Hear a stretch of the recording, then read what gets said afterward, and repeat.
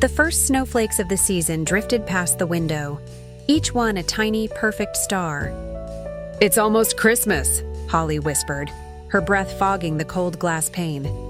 Her older sister Ruby came to stand beside her, a warm mug of cocoa cradled in her hands. Their own living room was already a fortress of festive cheer, with a twinkling tree and garlands draped over every surface.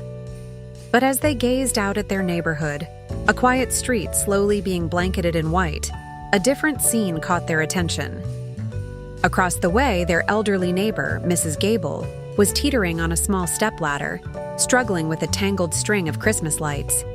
A gust of wind whipped the strand from her grasp, sending it dangling just out of her reach. She let out a small, frustrated sigh that was visible even from across the street. A pang of sympathy went through Ruby. She shouldn't be doing that all by herself, she said, a determined look on her face. Holly nodded in agreement. "Let's go help her." Without another word, they pulled on their thick winter coats, hats, and mittens, their own festive preparations momentarily forgotten in the face of a neighbor in need. The girls crunched through the fresh snow and knocked on Mrs. Gable's door. When the door creaked open, the elderly woman looked surprised, then grateful, as they offered their help. "Oh, you dear children," she said, her voice warm despite the cold air. "I just don't have the steady hands I used to." Working together, the trio made quick work of the decorations. Ruby, being the tallest, carefully climbed the ladder to secure the colorful lights along the eaves of the porch, their glow casting a cheerful rainbow onto the snow below. Holly, meanwhile, helped Mrs. Gable inside, gently untangling delicate, hand-blown glass ornaments from a dusty box. They carefully hung each one on the branches of her modest tree, turning it from a plain evergreen into a sparkling beacon of holiday joy. With the last of the decorations in place, the house felt transformed, filled with light and warmth.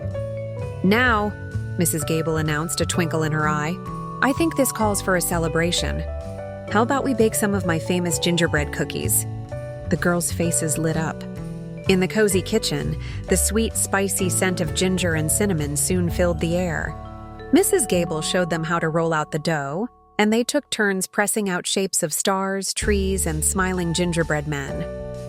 Laughter echoed off the kitchen walls as a playful flick from Holly left a dusting of white flour on Ruby's nose, which Ruby promptly returned. It was a perfect, messy, and joyful collaboration, their hands working together to create something delicious. Later, the three of them sat together on Mrs. Gable's plush sofa, the lights from the newly decorated tree casting a soft, magical glow across the room. Outside, the snow continued to fall, wrapping the world in a quiet, peaceful hush. They each held a warm, freshly baked cookie and a mug of hot chocolate, the simple treats tasting like the very essence of Christmas. Ruby looked from the sparkling tree to the happy faces of her sister and their new friend. They weren't just sharing cookies, they were sharing a moment of genuine connection, a small act of kindness that had blossomed into a beautiful memory. In the quiet warmth of that living room, surrounded by the gentle glow of Christmas lights, they had found the true spirit of the season.